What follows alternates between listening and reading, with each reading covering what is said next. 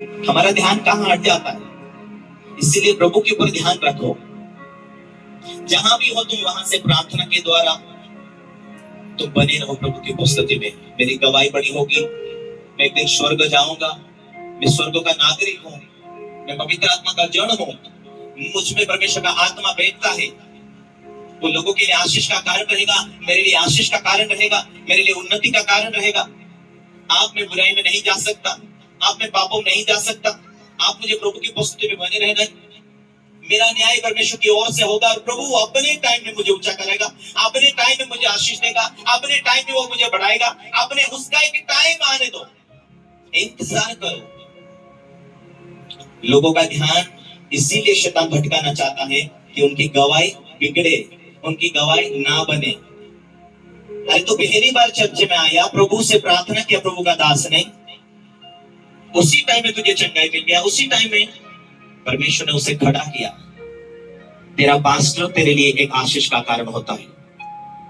तुम्हारे बीच में खुदावन ने खड़ा किया। प्रेरित 3:26 में कहता, परमेश्वर अपने दास को इसीलिए खड़ा किया कि तुम्हारे पाप को मिटाकर प्रभु की ओर फेर दे और तुम्हें आशीष दे। जब तुम्हें परमेश्वर की ओर से एक सलाहकार तुम्हारी लाइफ में जोड़ दिया परमेश्वर ने, तुम्हारा जीवन का एक सलाहकार है, कैसे जीना कैसे चलना वो सलाह देता तुम्हें। तुम्हारा पास्टर ऐसा नहीं डांटेगा, तुम्हें बोलता है, डांटता है। क्यों? अरे प्रभु के पास चलो, प्रभु के करीब रहो यार, प्रभु की आराधना करो यार, प्रभु की महिमा करो यार। क्यों पीछे हटते हो? पीछे हटने से तुम्हारे जीवन में शैतान को अवसर मिलता है। वो चुरा लेता है, वो चोर है, वो डाकू है, शैतान नाश करने के लिए आता है। चलो प्रभु के करीब रहो, प्रभु की आराधना करो, क्योंकि जब जब तुम आराधना करेंगे तो तुम्हारे अंदर पवित्र आत्मा की सामर्थ्य बढ़ती जाएगी। जब जब तुम स्तुति आराधना में रहेंगे, परमेश्वरीय ताकत तुम्हारे अंदर जोड़ी रहेगी। वो कैसा भी हो, वो परमेश्वर का जन, वो तुम्हारी आशीष के लिए प्रभु ने उसे चुना है। वो परमेश्वर तुम्हारी लाइफ में, तुम्हारे जीवन में सलाहकार, वो प्रभु की ओर से है। हालेलुया। तुम ईमानदार है, तुम प्रभु के सामने सच्चे, तो ये घटना क्यों घट रही है तुम्हारे जीवन में? एक्सीडेंट क्यों होते जा रहा? तुम सच्चे हैं तो परमेश्वर सुरक्षा क्यों नहीं दे रहा? तुम सच्चे हैं तो परमेश्वर तुम्हारे साथ क्यों नहीं चल रहा?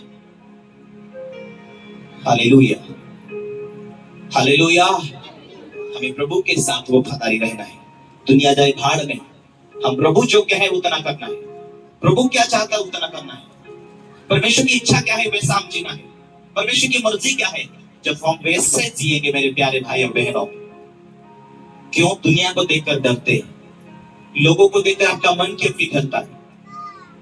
क्यों ध्यान हटाते हो? लोगों के बोलने से जब आपका ध्यान हटता है, आप आत्मिकता में कच्चे होते हैं।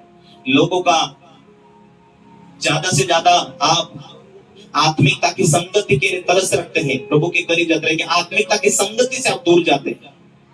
आपके जीवन में आत्मिक दुनिया में आप गिरते चले जाते हैं। हालेलुया।